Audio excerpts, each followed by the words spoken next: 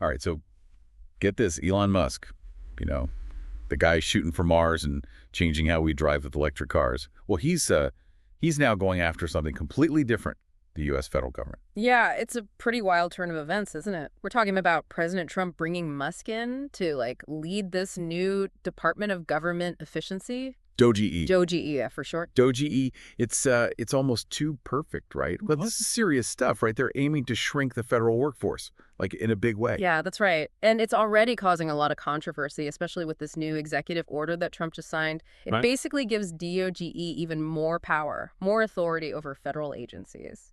Okay, so walk me through this. What does this executive order actually do? Like, how much power are we talking about? Well, for starters, agencies are now required to work with DOGE to cut their workforce numbers. And it's not just attrition either. We're talking about serious restrictions on future hiring. They're talking about replacing 1 in every 4 departing employees. Wow. 1 in 4. So we're talking about potentially a quarter of the entire federal workforce could be gone. That's what's on the table, yeah. Potentially a loss of over 500,000 jobs. Think about the scale of that. It's mind-boggling. And this affects what everyone from park rangers to scientists to people processing passports. Exactly. Every single federal agency is in the crosshairs. So yeah, it's a pretty big deal for a lot of everyday people. Yeah, definitely. So what's the rationale behind all of this? I mean, why such drastic measures? Well, we got a glimpse of Musk's thinking when he went to defend DOGE in the Oval Office alongside President Trump with his son there, too, which is interesting. Okay, that's a visual I was not expecting. A little surreal, maybe? Yeah, definitely. But anyway, Musk's argument was that, this is what the people voted for, change. He basically painted a picture of the government as this bloated bureaucracy full of wasteful spending and as he put it, fraudsters. Fraudsters. That's pretty strong language. Yeah, it is. It's definitely fueling the fire. So Musk is saying that the government is inefficient and DOGE is like the solution. Right. And he's emphasizing transparency, too. They're putting everything DOGE does on their website and social media so they can be held accountable. Transparency is good. But is that enough to address the concerns about such sweeping changes? I mean, are people really buying this? Well, let's just say not everyone is convinced. Yeah. You've got Democrats in Congress who are sounding the alarm bells, and even some Republicans are looking a little uneasy. So it's not just a partisan thing then. There's genuine concern across the board. Absolutely. And then there are the legal challenges, too. One lawsuit is demanding more transparency from DOGE, and another one actually managed to temporarily halt the deferred resignation program. Hold on, deferred resignation program. That sounds kind of like something out of a dystopian novel. What is that exactly? Yeah, it's basically a buyout program. They're offering federal workers a lump sum to leave their jobs. Ah, so it's a take the money and run kind of deal. Yeah. But why is that controversial enough to be challenged in court? Well, critics are saying it's coercive. It pressures people to leave their jobs even if they don't want to, especially those who might not have other options. Right. There are also concerns about losing experienced workers and, essential services getting disrupted. Sounds like a recipe for chaos, to be honest. Yeah, it certainly has the potential. And then there's the elephant in the room, the potential conflict of interest with Musk's own companies. Right. Tesla, SpaceX, they've got billions in government contracts.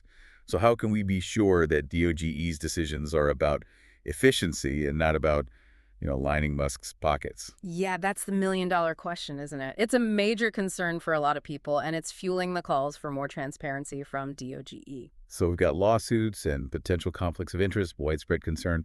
It's a lot to unpack, but let's get down to brass tacks here. Here.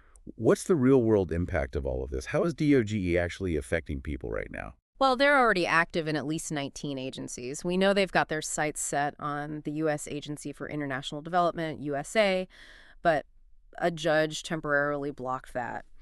And then there's the Consumer Financial Protection Bureau, CFPB. Their headquarters was shut down abruptly. Staff were told to work remotely. Wow. So this isn't just theoretical anymore. This is happening right now. Yeah. What does this mean for someone who depends on these agencies, on these services? That's what we need to be asking. What happens to the family waiting on aid from USA? What happens to the consumer who needs help from the CFPB? Will these services still be there? Will they be slower, less effective? These are the questions that are keeping people up at night. Okay, so we've established that DOGE is controversial, it's moving fast, and it's already having a real impact. But let's step back for a moment. Is there any merit to what Musk and Trump are doing? Could DOGE actually lead to a more efficient government? Or is this just a power grab disguised as reform? Well, that's the debate that's raging right now. And it's a complex one, with valid points on both sides. On one hand, it's true that the federal government can be bureaucratic and inefficient. There's certainly room for improvement. Right. I think most people would agree with that. But is DOGE the right solution? Is this the right way to go about it? That's where the skepticism comes in. Critics argue that the speed and scale of these cuts are reckless, that they'll cripple essential services and ultimately harm the very people they're supposed to help.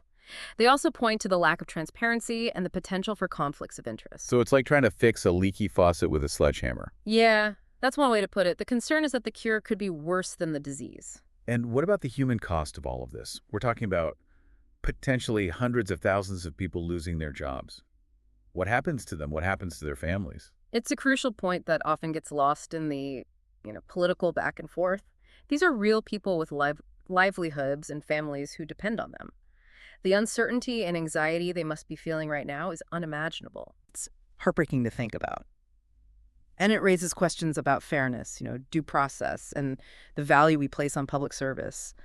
Are we sending a message that these jobs, these contributions are expendable? Yeah, that's a valid concern. Yeah. And it goes beyond the individuals themselves.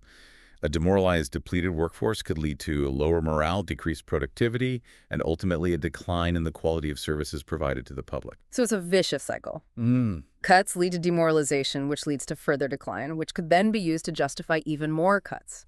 It's a slippery slope, and it's hard not to feel a sense of unease about where all this is headed. Yeah, I think that unease is shared by a lot of people right now. We're in uncharted territory, and the stakes are incredibly high. Yeah, it feels like we're at a crossroads here. On the one hand, you have this, promise of a more efficient, streamlined government. Yeah.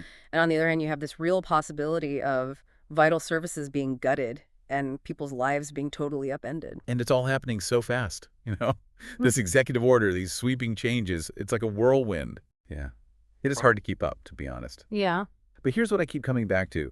What happens if DOGE actually succeeds? Like, let's just say they manage to shrink the government, cut costs and all of that. What does that world look like, for everyday people? That's the question, isn't it? And there's really no easy answer. It depends on, how these cuts are implemented, what gets prioritized, and how the remaining workforce adapts. Okay. But let's play it out. Let's say you need to renew your passport, or you're applying for Social Security benefits, or you need help from USI. What's that experience like in a world where the federal workforce has been, drastically reduced? Well, realistically, you're probably looking at longer wait times, more red tape, and potentially even, a reduction in the quality of services. So basically more hassle and less help. Yeah, it's a real possibility. And that's not even considering the potential impact on things like scientific research, environmental protection, national security, all areas that rely heavily on a robust federal workforce. It's almost like we're conducting this massive experiment, but with people's lives and livelihoods hanging in the balance. And that's what makes this so unsettling. We just don't know what the long-term consequences will be. It's uncharted territory. So what can we do? I mean, as individuals, how do we navigate all this uncertainty? How do we make our voices heard?